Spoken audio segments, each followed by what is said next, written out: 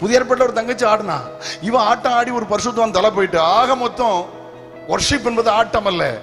Holi spirit is not emotional. பரிசுத்த ஆவியானவர் உணர்ச்சி வசப்படுத்துகிறவர்ல, உணர்கிற ஆவியானவர். தைரியமா நம்ம போல்டா பேச முடியும்.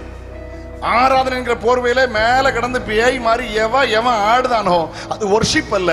அவன் தலையில இருக்கிறது பிசாசின் ஆவி, the spirit of Lucifer. ஏய் அல்லேலூயா. எங்கே போகிறது கிறிஸ்தவம் இன்றைக்கு?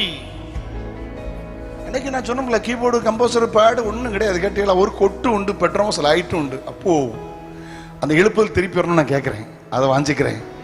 அடிச்சு கொட்டு அடிச்சு பாட்டு பாடி மேக மீதில் இயேசு வாரார்னா பரலோகத்தின் அபிஷேகம் இறங்கிச்சு. This is a real revival. ஆமென் சொல்லுவோமா? அல்லேலூயா.